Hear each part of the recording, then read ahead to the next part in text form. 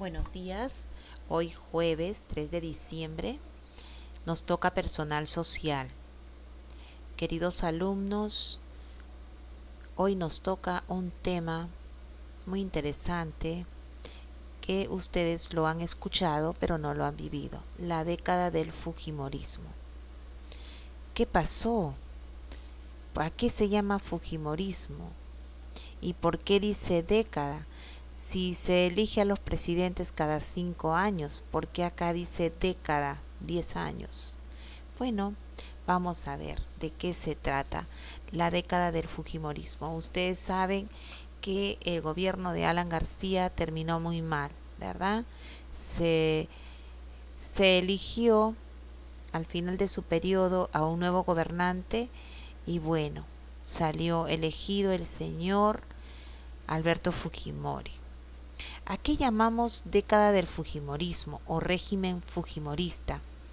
Es un estilo de gobierno autoritario.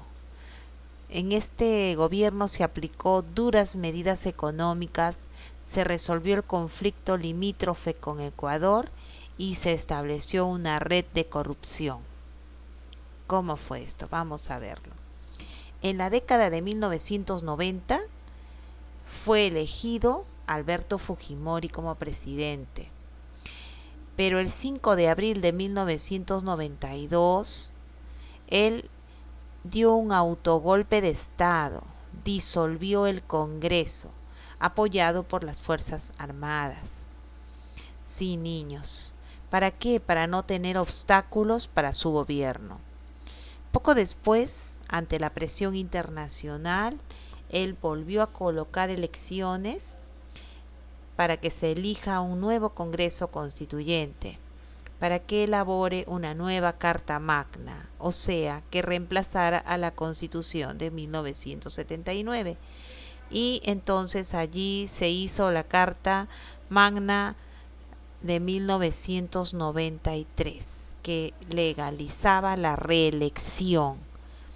En este ámbito económico, también Fujimori aplicó duras medidas para enfrentar la crisis económica, restableció las relaciones con los organismos financieros internacionales y estas medidas afectaron gravemente a la población, pero lograron reducir la inflación y reordenar los gastos del Estado. Sí, niños, un día tenías dinero, al siguiente día no tenías nada. Pero estas medidas lo hizo él para poder mejorar la economía del Estado, del país. También se privatizaron varias empresas públicas, lo que causó que miles de trabajadores perdieran sus empleos o se vieran obligados a laborar en actividades informales. Ahí está el señor Alberto Fujimori.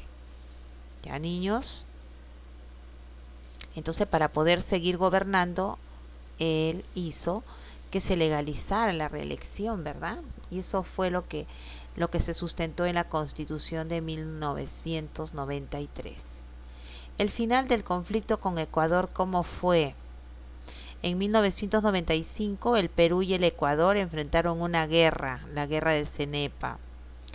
Las gestiones de los países garantes del protocolo del Río de Janeiro, que eran los países de Brasil, Estados Unidos, Argentina y Chile, hicieron posible el cese del conflicto y se firmó el Acuerdo de Itamaraty.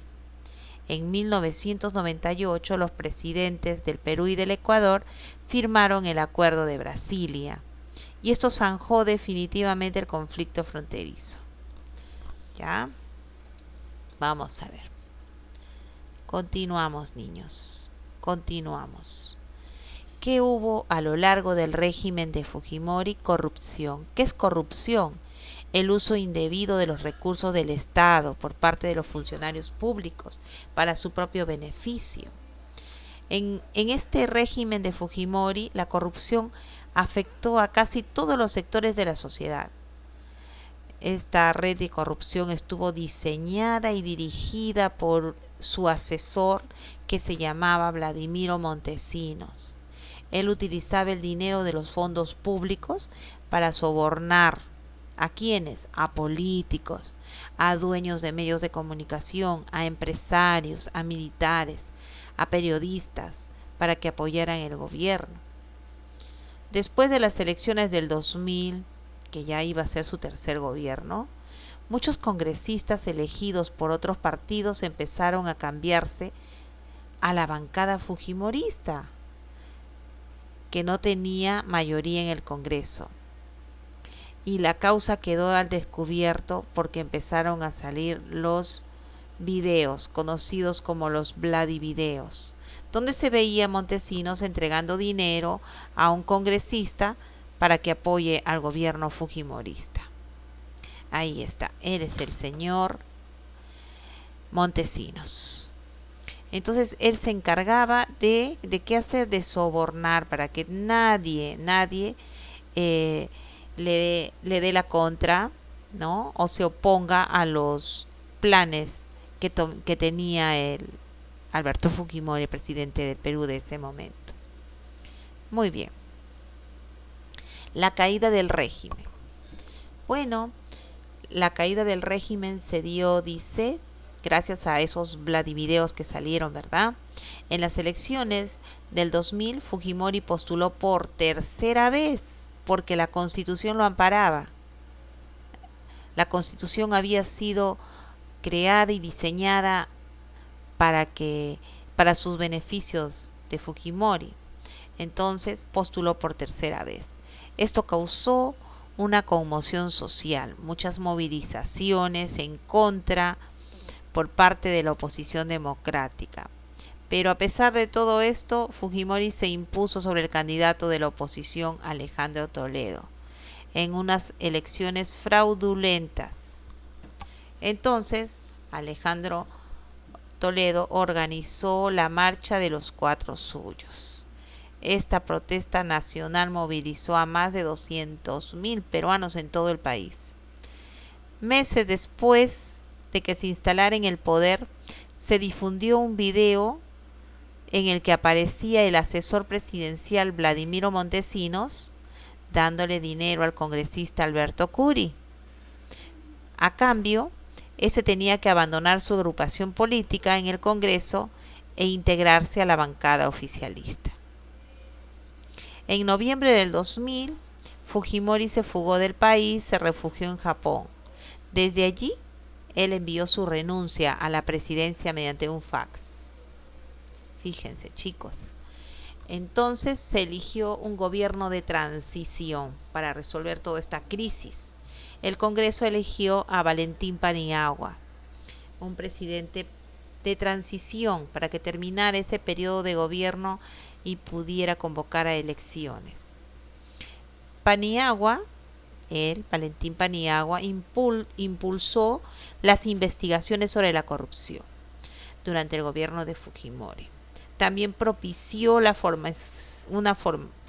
una comisión de la verdad y la reconciliación, que se encargó de investigar las causas, los efectos de la violencia política en el Perú.